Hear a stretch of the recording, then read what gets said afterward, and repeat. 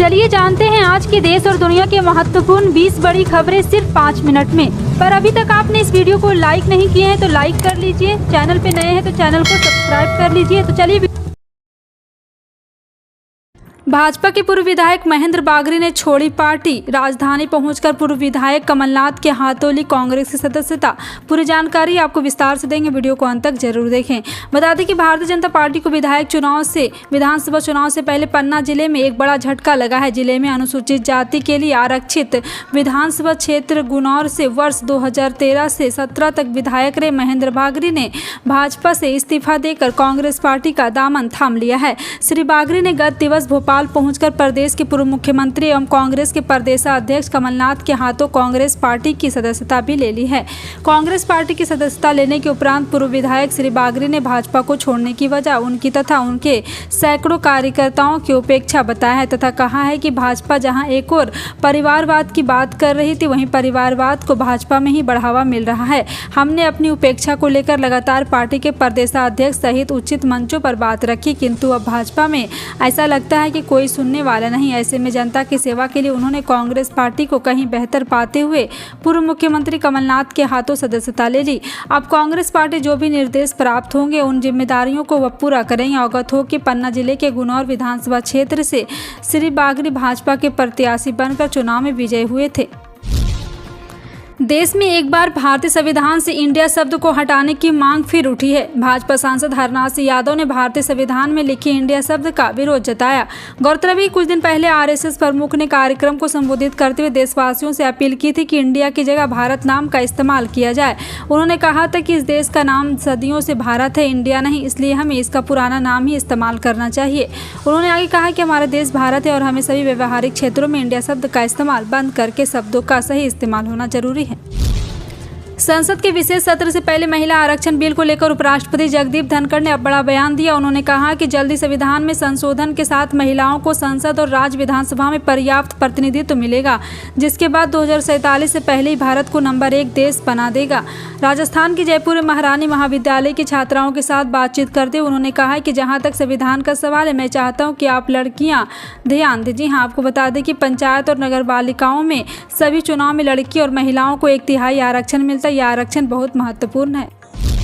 France के स्कूलों में मुस्लिम छात्राओं के अबाया पहनने पर, जी हां, आपको बता दें कि अबाया पर बैन सोमवार से लागू हो गया और बैन पर बहस के बीच फ्रांस के राष्ट्रपति इमैनुअल मैक्रोन ने कहा कि कुछ पब्लिक स्कूलों में ड्रेस कोड के साथ प्रयोग किया जाएगा। फ्रांस में लड़कियों और महिलाओं के लिए अबाया और लड़कों और पुरुषों के लिए खामिस नाम की ड्रेस पर बैन लगाया गया है।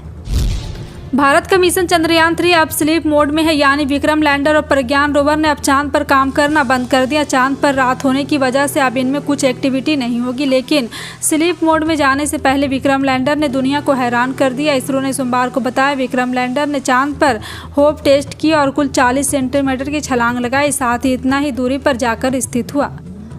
मां शारदा की नगरी मैहर को जिला बना दिया गया है। जी हां, आपको बता दें मुख्यमंत्री शिवराज सिंह चौहान ने कहा कि मां शारदा की नगरी मैहर जिला बनाने की प्रक्रिया आज से ही प्रारंभ कर रहे हैं। बता दें कि यह मध्य प्रदेश का 56वां जिला होगा।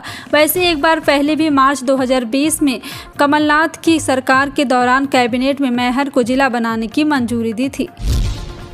बिहार में सरकारी स्कूलों की छुट्टियों की कटौती के फैसले को वापस ले लिया गया। छुट्टी कटौती को लेकर मचे बवाल के बीच वापस लिए गए आदेश पर आरजेडी नेता शिवनाथ तिवारी ने मंगलवार को इस पर कहा है कि लगातार यहां पे कोशिशें की जा रही कि पुनर्विचार करने की ज़रूरत है, तो उन्होंने किया और इस दौरान शिवानंद तिवारी ने छुट्टियों को लेकर विरोध करने वाले सवाल पर भी सवाल उठाए हैं। शिवानंद तिवारी ने कहा है कि उन छुट्टियों में विश्वकर्मा पूजा भी, विश्वकर्मा हमारे धर्म में महान इंजीनियर माने जाते हैं, लेकिन उसके लिए स्कूल की पढ़ाई एक दिन बंद करने का क्या तर्क है। देश की राजधानी नई दिल्ली में एक बार फिर भीषण गर्मी की वापसी हो गई। तेज धूप और उमस वाली गर्मी ने लोगों को परेशान कर दिया। मौसम विभाग के माने तो इस पूरे हफ्ते दिल्ली में प्रचंड गर्मी लोगों के पसीने छुड़ाएगी। इस हफ्ते देश की राजधानी नई दिल्ली में G20 समिट का भी आयोजन होना है। ऐसे में G20 समिट में शामिल हो रहे विदेशी मेहमानों को भीषण गर्मी का सामना करना पड़ सकता है। और आपको बता दें देश की राजधानी नई दिल्ली में 4 सितंबर को सफदरगंज वेधशाला पर न्यूनतम तापमान 26 डिग्री और अधिकतम तापमान 40.1 डिग्री दर्ज किया गया। वन नेशन वन इलेक्शन यानी देश में एक साथ चुनाव कराने की चर्चा तेज हो गई। इस पर विचार करने के लिए मोदी सरकार ने पूर्व राष्ट्रपति रामनाथ कोविंद की अध्यक्षता में एक कमेटी गठित कर दी है। हालांकि विपक्षी नेताओं की इस पर अलग अलग राय है। दिल्ली के मुख्यमंत्री अरविंद केजरीवाल ने जयपुर में कहा है कि अगर देश में एक साथ चुनाव हुए तो 5 साल बाद सिलेंडर 5,000 और टमाटर 1,500 रुपये किलो मिलेगा। केजरीवाल ने कहा है कि मेरी मांग है कि वन नेशन इलेक्शन 20 होना चाहिए, हर तीसरे महीने चुनाव होना चाहिए। अगर ऐसा होगा तो कम से कम या कुछ तो देकर जाएंगे, नहीं तो 5 साल तक अपनी शक्ल नहीं दिखाएंगे। देश के कई राज्यों में होने वाले विधानसभा चुनाव और 2024 में तय लोकसभा चुनाव के लिए बड़ा कदम उठाते हुए कांग्रेस अध्यक्ष मल्लिकार्जुन खड़गे ने पार्टी की केंद्रीय चुनाव समिति का गठन कर दिया।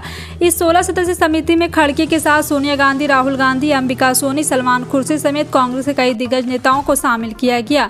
आधिकारिक विज्ञप्ति जारी करते हुए कांग्रेस महासचिव के.सी. वेणुगोपाल ने कहा, कांग्रेस अध्यक्ष मल्लिकार्जुन खड़गे ने केंद्रीय चुनाव समिति का गठन किया है। फिलहाल आपका इन सभी खबरों पर क्या कहना है, कमेंट सेक्शन में टाइप करके जरूर बताएं।